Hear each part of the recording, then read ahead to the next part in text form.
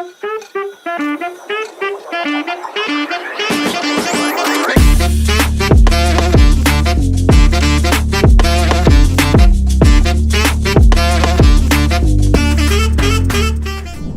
datang di program pembelajaran digital Prodi Gizi Universitas Binawan. Saya Mia Srimiati, dosen Prodi Gizi Universitas Binawan.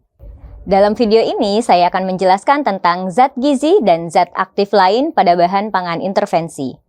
Zat gizi adalah komponen esensial yang ditemukan dalam makanan yang diperlukan oleh tubuh untuk menjalankan berbagai fungsi vital. Zat gizi memainkan peran kunci dalam proses pertumbuhan, perkembangan, dan pemeliharaan kesehatan tubuh yang optimal. Tanpa zat gizi yang cukup, tubuh tidak dapat berfungsi dengan baik dan dapat mengalami berbagai masalah kesehatan. Secara umum, zat gizi dibagi menjadi dua kategori utama, yaitu makronutrien dan mikronutrien. Zat gizi makronutrien contohnya seperti karbohidrat, protein, dan lemak. Sedangkan mikronutrien contohnya adalah vitamin dan mineral. Karbohidrat merupakan sumber zat gizi utama bagi tubuh yang memberikan bahan bakar penting untuk fungsi otak, otot, dan organ lainnya. Energi yang dihasilkan dari karbohidrat digunakan untuk berbagai aktivitas fisik dan proses metabolik dalam tubuh. Karbohidrat juga berperan dalam menjaga keseimbangan gula darah dan menyediakan energi cepat saat dibutuhkan. Berdasarkan struktur molekulnya, karbohidrat dibagi menjadi monosakarida, disakarida, dan polisakarida. Monosakarida adalah molekul gula sederhana seperti glukosa dan fruktosa. Disakarida adalah dua molekul gula seperti sukrosa atau gula meja dan laktosa atau gula susu. Dan polisakarida merupakan rantai panjang molekul gula seperti pati dan serat. Pati memberikan energi yang berkelanjutan, sedangkan serat baik untuk pencernaan. Contoh sumber karbohidrat diantaranya adalah beras, roti, dan ubi. Protein memiliki fungsi utama dalam pembentukan dan perbaikan jaringan tubuh, serta sebagai komponen penting dari enzim dan hormon. Ada dua jenis asam amino dalam protein. Yang pertama adalah asam amino esensial, yang merupakan asam amino yang tidak dapat diproduksi oleh tubuh dan harus didapatkan dari makanan. Dan yang kedua adalah asam amino non-esensial, yaitu asam amino yang dapat diproduksi oleh tubuh. Lalu, apa saja contoh sumber pangan yang kaya protein? Contohnya adalah daging, ikan, dan kacang-kacangan. Lemak berfungsi utama untuk menyimpan energi, melindungi organ-organ tubuh, dan membantu penyerapan vitamin yang larut dalam lemak seperti vitamin A, D, E, dan K. Ada 3 jenis lemak. Pertama adalah lemak jenuh. Lemak ini biasanya ditemukan dalam produk hewani dan berbagai minyak nabati. Dan yang kedua adalah lemak tak jenuh. Jenis lemak ini terbagi menjadi lemak tak jenuh tunggal dan lemak tak jenuh ganda. Biasanya ditemukan dalam minyak zaitun, alpukat, dan kacang-kacangan. Dan yang terakhir adalah lemak trans, merupakan lemak yang biasanya ditemukan dalam makanan olahan dan digoreng. Contoh sumber pangan yang mengandung lemak sehat adalah minyak zaitun, alpukat, dan kacang-kacangan. Vitamin adalah senyawa organik yang diperlukan tubuh dalam jumlah kecil, tetapi memiliki peran yang sangat penting untuk berbagai fungsi biokimia dan fisiologis. Vitamin berperan dalam proses metabolisme, pembentukan energi, dan menjaga kesehatan sistem kekebalan tubuh. Mereka juga penting untuk pertumbuhan, perkembangan, dan pemeliharaan jaringan tubuh. Vitamin diklasifikasikan menjadi vitamin larut air yang terdiri dari vitamin B dan C, serta vitamin yang larut lemak yang terdiri dari vitamin A, D, E, dan K. Sayuran hijau seperti bayam dan brokoli kaya akan vitamin A, C, K, dan berbagai vitamin B. Buah-buahan seperti jeruk, kiwi, dan stroberi kaya akan vitamin C dan beberapa vitamin B. Produk susu seperti susu, keju, dan yogurt mengandung vitamin A, D, dan beberapa vitamin B. Mineral adalah elemen anorganik yang dibutuhkan untuk menjalankan berbagai fungsi vital. Mereka berperan sebagai kofaktor enzim dalam pembentukan tulang dan menjaga keseimbangan cairan serta elektrolit dalam tubuh. Mineral berfungsi sebagai kofaktor enzim karena mineral dapat membantu enzim dalam proses katalisis reaksi biokimia yang penting untuk metabolisme fungsi tubuh lainnya. Di samping itu, mineral juga berfungsi dalam proses pembentukan tulang. Contohnya seperti kalsium dan fosfor adalah komponen utama dari struktur tulang dan gigi. Dan yang terakhir, mineral berfungsi dalam menjaga keseimbangan cairan dan elektrolit. Mineral seperti natrium, kalium, dan klorida membantu mengatur keseimbangan cairan dalam sel dan di antara sel, serta menjaga fungsi otot dan saraf. Air adalah komponen esensial bagi tubuh kita dan memiliki beberapa fungsi yang sangat vital. Air berfungsi sebagai pengatur suhu tubuh, pelarut zat gizi, dan sebagai media reaksi biokimia dalam tubuh. Untuk mendukung semua fungsi ini, tubuh memerlukan air dalam jumlah yang cukup setiap hari. Rekomendasi umum adalah mengkonsumsi 2-3 liter air per hari. Jumlah ini dapat bervariasi tergantung pada faktor-faktor seperti tingkat aktivitas fisik, kondisi kesehatan, suhu lingkungan, dan kebutuhan individual. Zat aktif lain, juga dikenal sebagai senyawa bioaktif, adalah komponen dalam makanan yang memberikan manfaat kesehatan di luar fungsi dasar zat gizi seperti karbohidrat, protein, lemak, vitamin, dan mineral. Senyawa bioaktif merupakan senyawa yang ditemukan dalam makanan yang dapat memberikan efek positif pada kesehatan kita.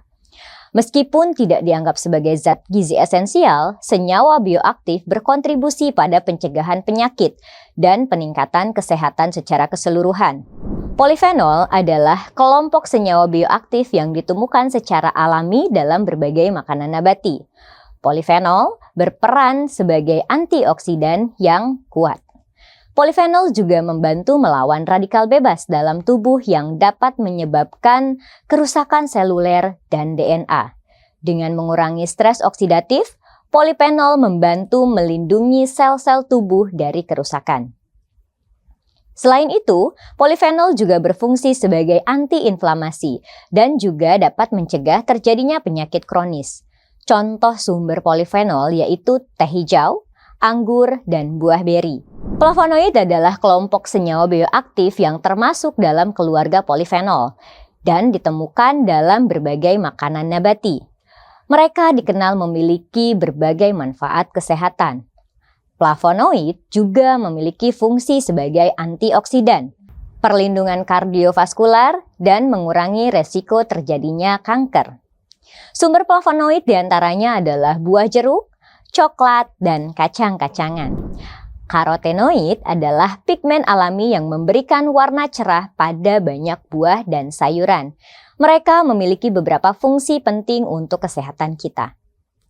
Karotenoid juga berfungsi sebagai antioksidan, dapat meningkatkan sistem imun, serta dapat meningkatkan kesehatan mata. Probiotik adalah mikroorganisme hidup yang ketika dikonsumsi dalam jumlah yang cukup memberikan manfaat kesehatan pada inangnya. Mereka sering disebut sebagai bakteri baik karena membantu menjaga keseimbangan mikroflora dalam saluran pencernaan. Probiotik berfungsi untuk meningkatkan kesehatan pencernaan dan meningkatkan sistem imun. Contoh sumber probiotik adalah yogurt dan kefir. Prebiotik adalah komponen pangan yang tidak dapat dicerna oleh enzim pencernaan manusia, tetapi memiliki peran penting dalam merangsang pertumbuhan dan aktivitas bakteri baik di usus. Mereka berfungsi sebagai makanan bagi probiotik, membantu meningkatkan kesehatan usus dan kesejahteraan secara keseluruhan. Fungsi prebiotik adalah untuk meningkatkan kesehatan pencernaan dan juga berperan dalam meningkatkan penyerapan zat gizi. Serat pangan adalah bagian dari tanaman yang tidak dapat dicerna oleh enzim pencernaan manusia. Meskipun tidak dapat dicerna, Serat pangan memiliki peran penting dalam menjaga kesehatan sistem pencernaan dan keseluruhan tubuh. Fungsi serat pangan diantaranya adalah meningkatkan pergerakan usus dan mengurangi resiko penyakit jantung. Serat pangan bisa didapatkan dari gandum utuh, buah-buahan, dan sayur-sayuran. Asam lemak omega 3 adalah jenis asam lemak tak jenuh yang sangat penting untuk kesehatan kita.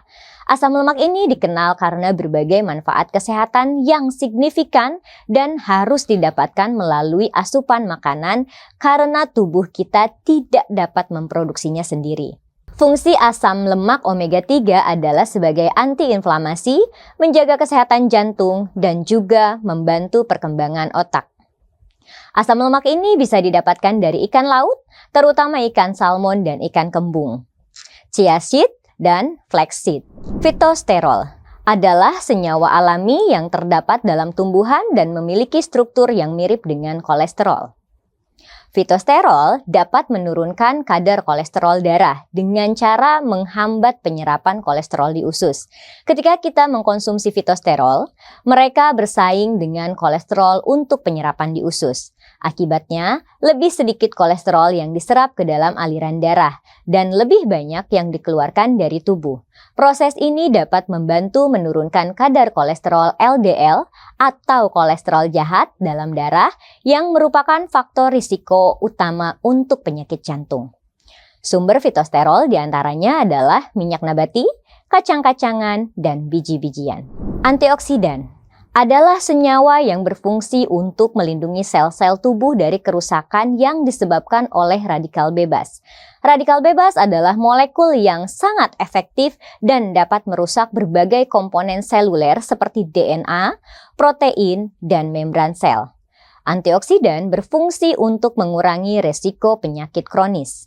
Selain itu, antioksidan juga membantu menjaga integritas dan fungsi sel dengan melindungi komponen-komponen sel dari kerusakan.